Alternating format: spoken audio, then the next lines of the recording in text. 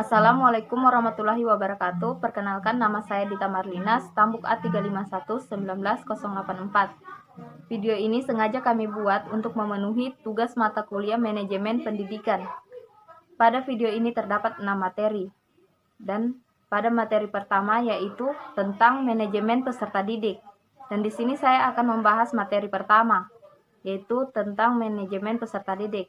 Langsung saja pada pengertian manajemen peserta didik. Manajemen peserta didik berdasarkan pada dua kata, yaitu merupakan penggabungan dari manajemen dan peserta didik.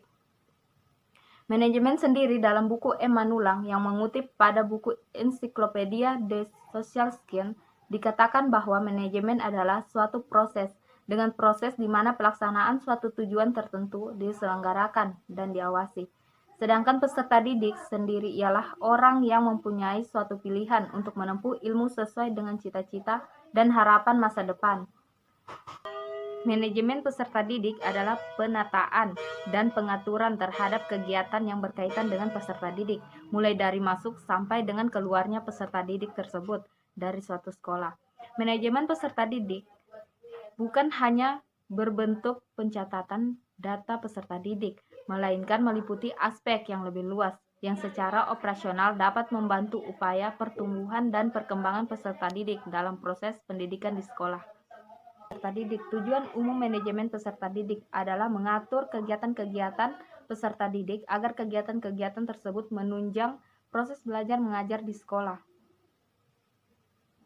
Tujuan khusus manajemen peserta didik adalah sebagai berikut: meningkatkan pengetahuan, keterampilan, dan psikomotor peserta didik, menyalurkan dan mengembangkan kemampuan umum, kecerdasan, bakat, dan minat peserta didik, menyalurkan aspirasi, harapan, dan memenuhi kebutuhan peserta didik. Peserta didik dapat mencapai kebahagiaan dan kesejahteraan hidup yang lebih lanjut, dapat belajar dengan baik, dan tercapainya cita-cita mereka. Dan adapun juga fungsi manajemen peserta didik. Fungsi manajemen peserta didik secara umum adalah sebagai wahana bagi peserta didik untuk mengembangkan diri seoptimal mungkin, baik yang berkenan dengan segi-segi individualisnya, segi sosialnya, segi aspirasinya, segi kebutuhannya, dan segi-segi potensi peserta didik lainnya. Adapun prinsip-prinsip manajemen peserta didik. Manajemen peserta didik dipandang sebagai bagian dari keseluruhan manajemen sekolah. Segala bentuk kegiatan manajemen peserta didik haruslah mengemban misi pendidikan dan dalam rangka pendidik para peserta didik. Kegiatan-kegiatan manajemen peserta didik haruslah diupayakan untuk mempersatukan peserta didik. Ruang lingkup manajemen peserta didik, perencanaan peserta didik, rekrutmen peserta didik, seleksi peserta didik, orientasi peserta didik, pengelompokan peserta didik, pembagian kelas, pembinaan dan pengembangan peserta didik, pencatatan dan pelaporan. Itulah sedikit penjelasan tentang manajemen peserta didik. Jadi, keberhasilan dalam menyelenggarakan pendidikan akan sangat bergantung dengan perkembangan potensi fisik, kecerdasan intelektual, sosial, emosional, dan kejiwaan peserta didik. Oleh karena itu, perlu adanya manajemen peserta didik. Sekian dari saya pada materi pertama. Assalamualaikum warahmatullahi wabarakatuh. Nama saya Hawir, stambuk A351-19083. Ya, di sini saya akan menjelaskan tentang manajemen tenaga pendidik dan kependidikan. Tenaga pendidik dan kependidikan merupakan anggota masyarakat yang mengabdikan diri dan diangkat untuk menunjang penyelenggaraan pendidikan. Sedangkan tenaga pendidik adalah tenaga pendidikan yang berkualifikasi sebagai guru, dosen, konselor, pamong belajar, widya suara, tutor, instruktur, fasilitator, serta berpartisipasi dalam penyelenggaraan pendidikan. Tenaga pendidik dan kependidikan berfungsi sebagai agen pembelajaran, pengembang ilmu, pengetahuan, teknologi, dan seni. Berfungsi untuk meningkatkan mutu pendidikan nasional. Manajemen tenaga pendidik dan kependidikan merupakan proses pengelolaan yang meliputi aktivitas yang harus dilakukan melalui dari tenaga pendidik dan kependidikan. Itu masuk ke dalam organisasi pendidikan sampai akhirnya berhenti. Tujuan dari manajemen tenaga pendidik dan kependidikan adalah pembangunan pendidikan yang bermutu, membentuk SDM yang handal, produktif, kreatif, dan berprestasi. Aktivitas yang dilakukan untuk manajemen tenaga pendidik dan kependidikan antara lain meliputi atau penempatan, pembinaan, kesejahteraan, evaluasi, dan pemberhentian. Ya, itu saja dari saya. Assalamualaikum warahmatullahi wabarakatuh. Pengertian manajemen keuangan sekolah.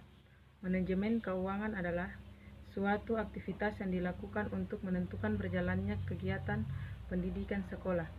Sementara itu, dalam pelaksanaannya juga harus memperhatikan pada prinsip manajemen, yaitu perencanaan, pengarahan, pengkoordinasian, pengawasan, dan juga pengendalian. Tujuan penerapan manajemen keuangan sekolah. Tujuan penerapan manajemen keuangan sekolah adalah memenuhi kebutuhan pendanaan yang berhubungan dengan kegiatan sekolah, yang bisa dilakukan dengan direncanakan lebih dulu, diupayakan pengadaannya, dibukukan dengan transparan, dan juga digunakan untuk pembiayaan program sekolah dengan efektif dan efisien. Prinsip penerapan manajemen keuangan sekolah.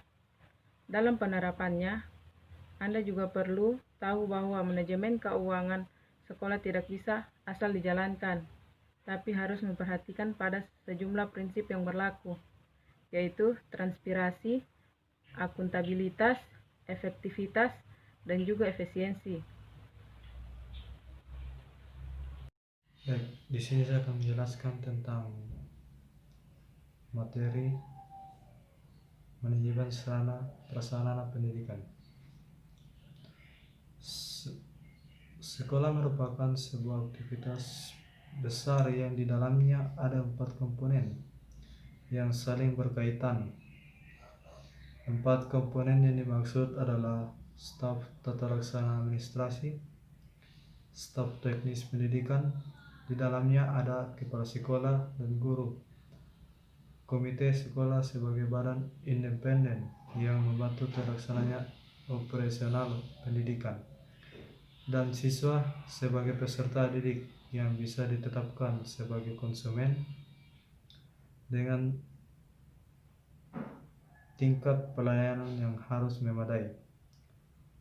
Hubungan keempatnya harus sinergis karena keberlangsungan operasional sekolah terbentungnya dari hubungan simbolis mutualis. Keempat komponen tersebut, karena kebutuhan akan pendidikan demikian tinggi, tentulah harus dihadapi dengan kesiapan yang optimal.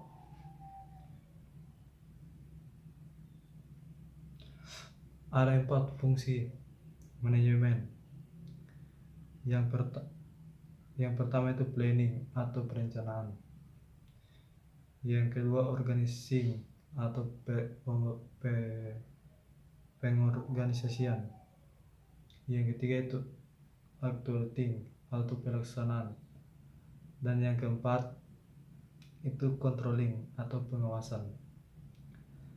Dalam kegiatan belajar mengajar, sarana dan prasarana sangat diperlukan dalam rangka menunjang kelancaran proses kegiatannya, sehingga pengelolaan sarana dan prasarana sangat diperlukan oleh setiap instansi, terutama sekolah. Sarana dan prasarana adalah segala sesuatu yang berupa barang, baik secara langsung maupun tidak langsung, mendukung pelaksanaan proses belajar mengajar.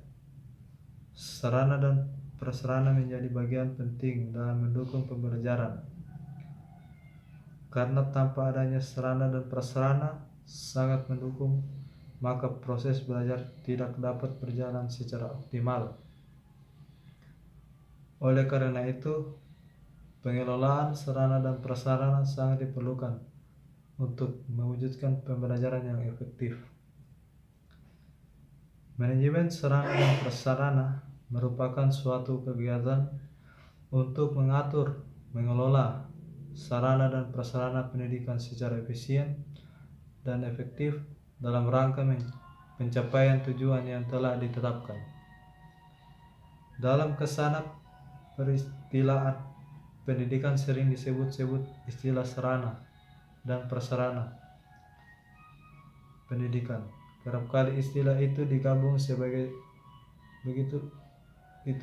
begitu saja menjadi sarana prasarana pendidikan. Dalam bahasa Inggris, sarana dan prasarana itu disebut sebagai facility. Jadi, sarana dan prasarana pendidikan akan disebut educational facilities. Sebutan itu jika diadopsi ke dalam bahasa Indonesia akan menjadi fasilitas pendidikan. Fasilitas pendidikan artinya segala sesuatu yang memfasilitasi dalam menyelenggarakan kegiatan pendidikan. Pakar Manajemen Universitas Negeri Malang, manajemen sarana dan prasarana adalah proses kerjasama pendaya gunaan semua sarana dan prasarana pendidikan yang demikian oleh sekolah secara efektif dan efisien. Bafadal mendefinisikan manajemen sarana dan prasarana pendidikan sebagai proses kerjasama pendayagunaan semua sarana dan prasarana pendidikan secara efektif dan efisien.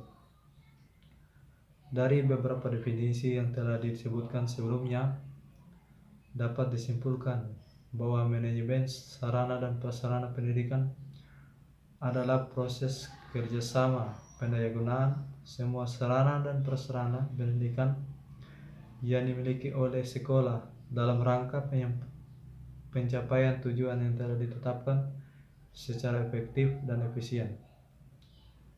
Pengelolaan sarana dan prasarana merupakan hal yang sangat penting untuk dilakukan, karena pengelolaan sarana dan prasarana yang baik akan sangat mendukung untuk suksesnya proses belajar mengajar di sekolah.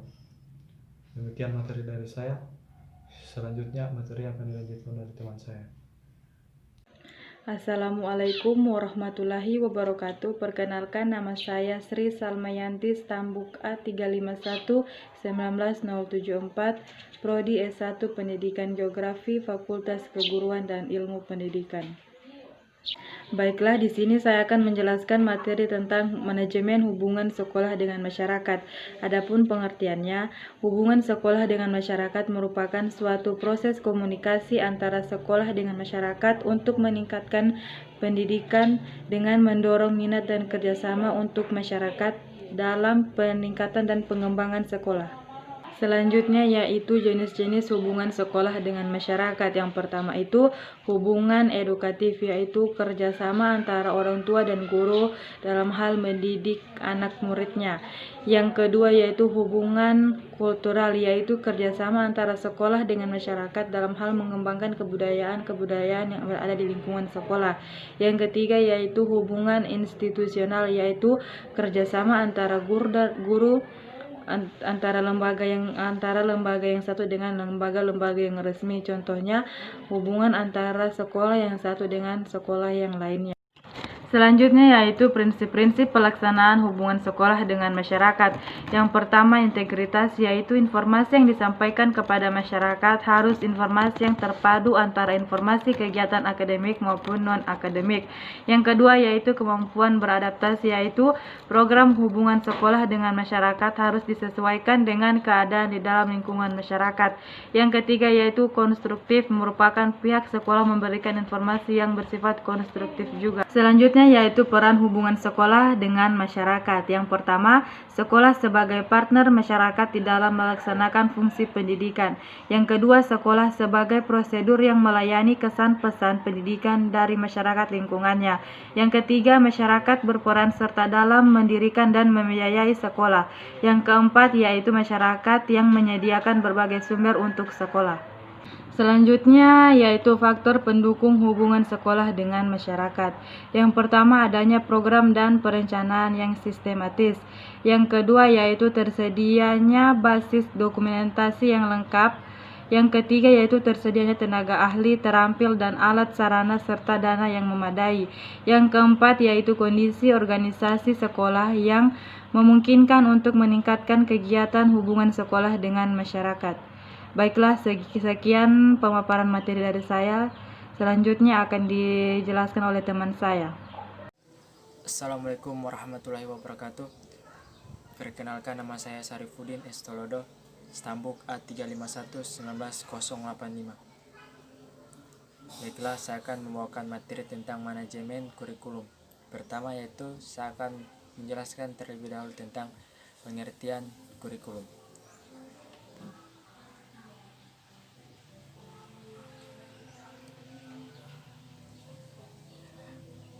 Kurikulum merupakan segala bentuk kesempatan untuk memperoleh sebuah pengalaman yang dituangkan dalam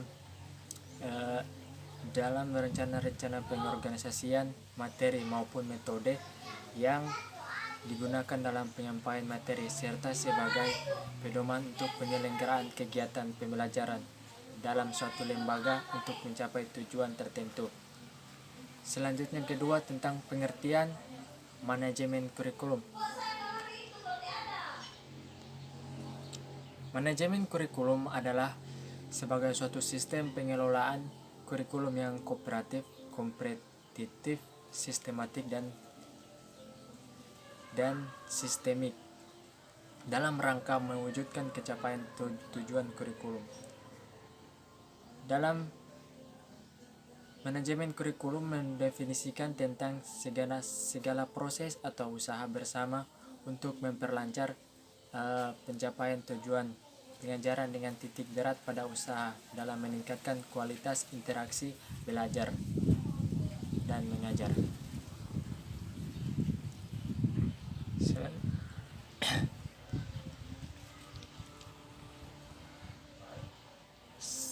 Selanjutnya ruang lingkup dalam manajemen kurikulum. Dalam ruang lingkup manajemen kurikulum ada 4 hal. Pertama yaitu dilakukan perencanaan kurikulum. Perencanaan kurikulum harus diperhatikan karakteristik kurikulum terlebih dahulu, baik dari segi isi atau pengorganisasian. Isi atau pembelajaran yang baik dalam mewujudkan atau pelaksanaan kurikulum untuk memudahkan guru dalam mengakses proses pembelajarannya. Kemudian selanjutnya tentang pengorganisasian kurikulum. Pengorganisasian kurikulum adanya metode atau program yang dapat diimplementasikan dalam kegiatan belajar mengajar, baik dalam kegiatan pengajaran yang akan disampaikan kepada peserta didik. Selanjutnya tentang pelaksanaan kurikulum. Pelaksanaan kurikulum mempunyai rencana-rencana yang telah dibuat, yaitu tentang dalam proses pembelajaran yang memiliki kriteria atau mengenai pelaksanaan kelulusan dalam pembelajaran satuan dalam satu pendidikan untuk mencapai standar kompetensi kelulusan. Terakhir tentang evaluasi kurikulum. Evaluasi kurikulum adalah tindakan atau pengendalian penjaminan dan penetapan mata mutu kurikulum berdasarkan pertimbangan yang dalam rangka menentukan atau kebijakan dalam rangka menentukan penting baik dalam penentuan kebijakan pendidikan yang merupakan tujuan yang dijadikan sebagai evaluasi dalam kurikulum,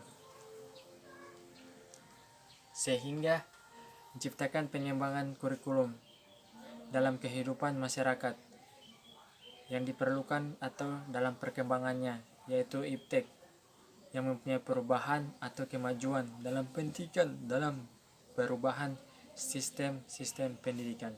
Oke, mungkin cuma itu saja dalam memaparkan materi saya tentang manajemen pendidikan. Lebih dan kurangnya saya mohon maaf. Assalamualaikum warahmatullahi wabarakatuh.